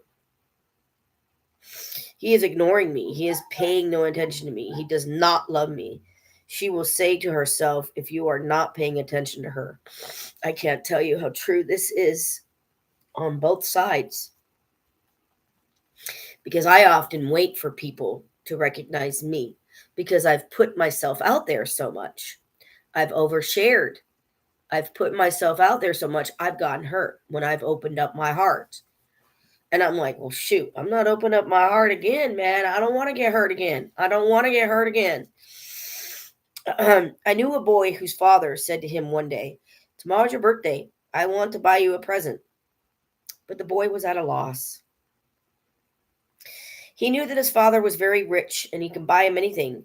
But the one thing the boy truly needed was his father's presence. His father spent all the time and energy staying rich. And as a result, he had no time to get to his family. He could give them lots of money and lots of presents, but the thing that was most precious of all, he was unable to give his child. That is why the child was sad. And after a moment, he said, I don't want any presents. It is you that I want. Here you are offered your presents. Oh, have you offered your presents to the person you love? Are you so busy that you cannot be there for that person? If you are a father or mother or partner, generate your own presence because that is the most precious gift you can offer. You know how to generate your own presence. So now you can make it a gift of it to the one you love.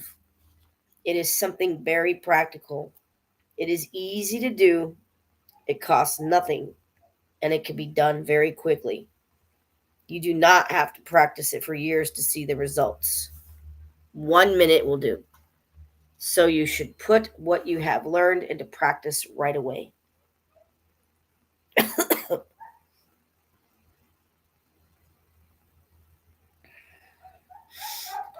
So that's page 19. I left off on the third miracle of mindfulness, and I'm going to read this when I'm off of here. So I got to practice this, and I got to do it, and that means I got to open up my heart. Even though I've been hurt before in times past when I've opened up my heart to share or to listen, I got to be present with other people fully, and I got to see them and listen to them and not be thinking about how I'm going to respond. Just be with them and just say, I'm here. I hear and I witness you and I see you. And when you hear that from someone, it does make a difference. And also, you're going to know when you're heard. You're going to know, you're going to feel it. So I'm not looking for intellectualization. I'm looking for embodiment. Um, right now, Uranus is in Gemini in my fifth house, and I don't really care for it that much. It feels very fast. I don't like it. Um, Fifth house is like fun, play, entrepreneurship, romance. Yes, yes, yes to romance. But it still feels very fast and bizarre, and um, my mind is like fried. I'm like, fried, fried, fried. I have kittens outside. They just showed up on. Well, the mom showed up. The mom with the kitten showed up on the 10th on my birthday, and there was three of them. I found three of them the next day on the 11th. I don't know what happened to the third kitten. Maybe it was adopted. Maybe it died. I don't know. But two kittens are out there with mom. I go out there every day to watch them. That's the kind of stuff, the softness. They're feral. They're scared. Mom's not feral. Mom will come inside here and I'll feed them. Like somebody donated cat food to me the other day. Very grateful. So now I got about maybe a week's because I only bought like 3 days of food. That's it. I didn't spend a lot of money. Somebody gave me money. Somebody gave me $20 to go buy cat food for them. So I literally spent like $3 of my own money on cat food. That's it. Because the universe is just providing for me to provide for them. And I got to make a decision: keep on feeding them, or rehome them with a rehome fee, or keep them and just keep on watching them because they're so cute. And when I work full time, I won't be able to feed them like I am now. I mean, unless I do it right before work, and they have to wait until I get home from work. I hope that other kitten was adopted because I went looking for it on the street and I didn't see it. I didn't see any cat anywhere or anything. So um, it was pretty hot, and it was pretty hot out there. And I don't know where the kitten went. It was very beautiful. They're all calico. They're all female. So um, yeah, I don't know. I don't know what this transit is going to be like with Uranus and Gemini, but I don't like it. I looked up like what is Uranus and Cancer going to be like. That's going to be in my sign, and we might want to be more like embodied. We might want to feel more home. Home structures may change. How we define home may change. We may find that we're living with more friends and less family. And I wonder if micro communities may pop up. Um, you know, um, I really would like to move to Temecula or Marietta so I can be closer to the spiritual community down there. Um, Paris, California is not very spiritually minded. It's not. A lot of Catholics. Um, I don't know about born again Christians. I don't know. It's like 85% Hispanic. So, it's not a lot of community stuff here. There is if you want to go to listen to Spanish bands, mariachi. That I'm not really into that. So, um, I really want to move, and I know that it's possible. I moved 2 miles west,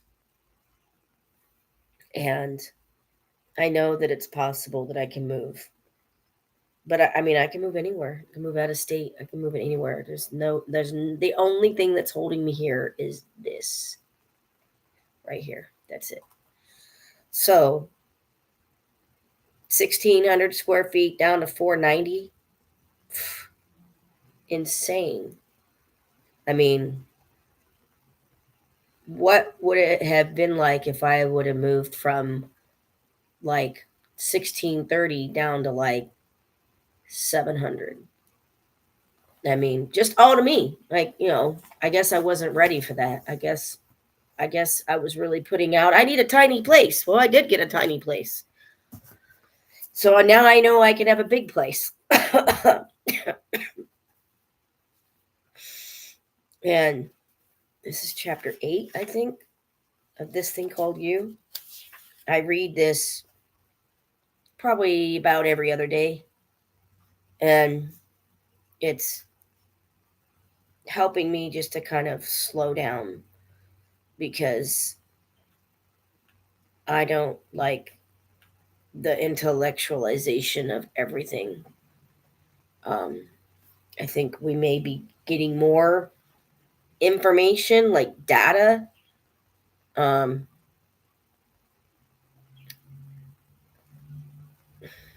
I don't want more information and data. I don't want that. I want to feel. I'm touch starved. Um, I want to feel like I belong. And I'm wondering if Uranus and Cancer is going to bring that for me because I'm looking ahead. 2041, I think. Um, Maybe 2033 to 2041. Maybe that's the transit. Um, but the overstimulation, the over intellectualization is just, it's just not for me. Um, Let me read this. I'm only going to read the words that the italic words, because they're like prayers to me. I carefully guard my thought. I refuse to permit anything antagonistic or unlovely to enter my consciousness. I'm learning to live in joy, in peace, and in calm confidence. I'm putting my whole trust, faith, and confidence in the good. I think with clarity, move with ease, and accomplish without strain. Oh my God. Isn't that beautiful? Let me say that again. I'm putting my whole trust, faith, and confidence in the good. I think with clarity, I move with ease, and accomplish without strain.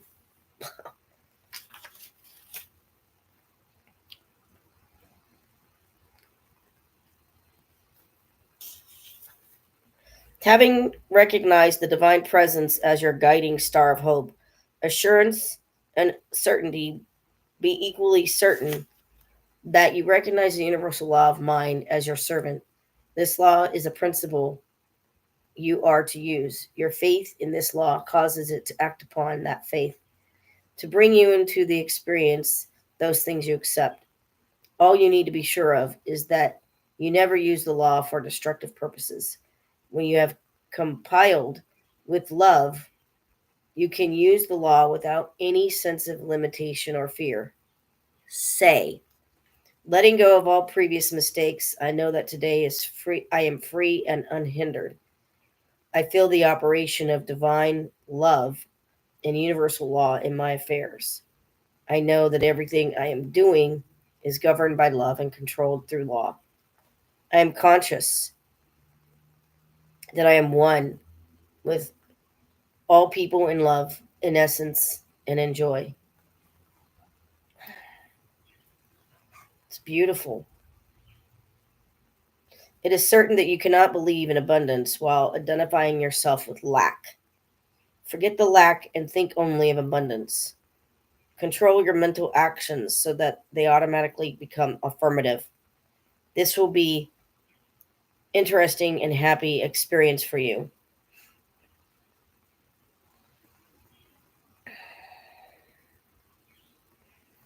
Forget the lack and think only of abundance. I believe the law of God will bring every good and perfect thing to me and will bless everyone I contact. I know that the law of good is operating upon this idea. I speak the word with implicit confidence, belief, and acceptance. I know that it shall not return unto me void. I know that I shall experience the good which I now affirm. Your subconscious mind is the medium between unconditioned good and the amount of that good you shall experience. The operation of your subconscious mind is that of a silent force within you, which holds up its images of thought into the universal law of mind, which in its turn reflects into your experience the things you inwardly believe. I know that I am drawing my good to me. There is a silent power of attraction within me which is irresistible. I know that everything in my experience is working together to bring this about. I am filled with calm confidence, with expectancy of good. I know that this particular thing is transpiring in the invisible at the very moment, and it will become a part of my visible experience. Everything within me accepts this. Let's see. Okay, this is the last one I'm going to read. Today and every day I expect good. I anticipate meeting new friends. Oh, yes, please. I joyously anticipate contacting new situations with which will increase my livingness. My life is an adventure. I know that wonderful things are going to happen to me. I know that everything I do shall turn into good for myself and for others. 2 hours. Wow, I didn't plan on that. I know the first 15 minutes or 10 minutes were kind of wonky, but um, I guess if I want to go live, I'll just do it here from now on and not standing up. But uh, yeah, I, I I just feel overstimulated with too much thought and too many things, and I don't want to be that person that's just intellectualizing everything. Yeah, podcasts would be nice, but there's a lot of podcasts that are all intellectual, and there's some that I really like. There's some that I really enjoy, but sometimes, guess what? I only listen to 20 or 30 minutes of an hour long, or sometimes I listen to 20 minutes of an hour and a half long podcast because it's just too much, too much up here, and not enough presence, not enough embodiment. So um, yesterday morning, I don't know what time it was, probably around 11 or 10 a.m., I said, it's time to meditate. It's time to go in your bedroom and meditate. So I did. I went in there quietly, didn't even set a timer, just closed my eyes. And probably about 10 or 15 minutes, I felt a shift, and it felt good. It felt really good. So, um, yeah, um, maybe, maybe I'll do another podcast in a week. Not sure. Um, I would really have to clean an area here to have more room. So, um, yeah, I'm gonna have to get really creative with finding out how to create more room in a limited space. But I know that I can move. I know that I can move to a bigger kitchen. I am a Cancer. I would like to cook. I would like to cook for me. I would like to cook for others. I would like to host. I would like to host parties. I am the mother hen. Um, Kind of hard to do that with a place like this. So maybe, who knows? Maybe I'll be moving. I don't know. I believe I moved when Uranus went into Taurus because that's my fourth house. I don't know when it went in. I'm not sure exactly when it went in. Was it 2019? I don't know when it ingressed.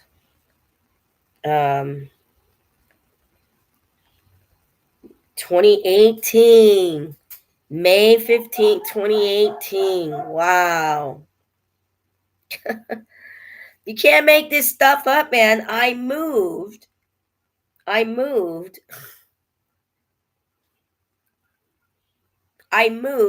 on not it was June 1st. And I don't know when I looked at this property. It was in May of 2018. Yeah, I did. I did. I looked at this property in May of 2018.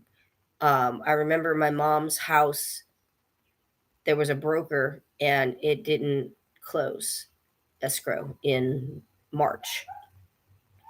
It closed escrow in it was like late April. It was like April 25th or April 27th. And sold the house, and my stepsister and I got the proceeds. So half went to her, half went to me. And I had to wait a few months to get the life insurance. It was like I think it was like a 20,000, 10,000, $20,000 term life insurance policy. It wasn't that much money, but I had to wait 2 or 3 months. So she died in February. So yeah, March, April, May. Yeah, yeah, that came in. Whenever you have a life insurance policy and the person dies within 2 years of you getting that life insurance policy, they got to make sure it's not fraud. Because if you had a like a terminal illness and you were diagnosed with it and you didn't put it down on the application that you had that, like say January 2030, and you weren't diagnosed yet with a terminal illness, you didn't know about it, and you did that policy, that term life insurance policy, but you didn't know about this until like March or April of 2030, and you signed all the paperwork and everything like that, and there was nothing there. There was nothing in your medical record to suggest any type of medical, like terminal illness, and you die within 2 years of that. Oh yeah, oh yeah. It's your beneficiaries are gonna be waiting. Um, Whoever the beneficiary is, they're gonna be waiting because it's a 2 year waiting period. It's like you don't want to lie. If you have a terminal illness, you know it. You better put it down on that application. Yeah, you're going to pay more for your insurance, but that's what happened to me. My mom had died within 2 years, and she wasn't diagnosed with Alzheimer's until like 2 weeks before her death. So, it was right around May 15th, right around that time, I came over here to look at the property. And I remember telling the landlords, they said, "When can you move in?" And I go, "Tomorrow." Is it ready? And they're like, yeah. I mean, it looked pretty clean. It was pretty good. And I was happy at the time. It was a good fit for me at the time. It's not now. And wow. Wow, you really, because Taurus is my fourth house, because Taurus is 4 signs past Aquarius. So can't make that up. So I don't know how. I'm just thinking, okay, creativity. I'm gonna have to get creative, um, fun, playfulness, maybe children, kittens. Because it's my fifth house. So I don't know. I'm not sure. I'm not sure. I want to move. Can we move, please? I want to move out of this small place. I want to move. So yeah. 3 days after Uranus ingressed into Gemini, those kittens showed up. July 10th. Uranus ingressed into Gemini on July 7th. The cat, the mom was here. It's coming around. The kittens did not show up until the 10th of July. That mom kitty has been coming around here for, I don't know, 6 weeks, 5 weeks. I'm going to say since like early June, maybe even late May. That cat has been showing up, but her kittens haven't. So, yeah, because they weren't winged yet. She was nursing them and the kittens were hidden. I don't know where she was hiding the kittens, but yeah, so I'm thinking those kittens were born probably May. Yeah, early May. Like May 10th. So yeah, that's probably when she started showing up. She started showing up around May 10th, but those kittens, you can't make this up. You can't make it up. So I didn't mention this earlier, and I'm going to close with this because I need something light and not heavy like this. This is very heavy. I can't do it. I might get the book from the library. You don't really believe in astrology, do you? By Pam Gregory. I might get that book. I just might get it. Because I don't want to have victim consciousness around my circumstances anymore. I'm tired. I'm really tired. So, until next time, I cannot tell you when exactly I will go because I have to clean all this stuff up. I have to make room. I have to make space for a nice place to go live. And I don't know if it'll be here or in the bedroom, or maybe I'll move this laptop over there. That way I can sit. I'm not really entirely sure where where I'm going to have it because there's such limited space here, but I'll find a space. I'll find a space and I'll make it happen. And yeah. But that's all I got today. Don't know where we're going with AI. Don't know if AI is going to take our jobs. Don't know if we're going to have universal basic income. Medi-Cal's changing. A lot of people are losing their Medi-Cal. A lot of things are changing right now. And I know I'm not the only one. I know I'm not the only one. So, and it's really important for me not to go on my phone and listen to a lot of stuff. You know, if I listen to astrologers, fine. But it's too easy for me to go on there and say, oh, let me find out about the news. Let me find out. No, it's like the last thing I need. I don't need news. No, don't need it. So that's all I got, guys. Until next time, take care.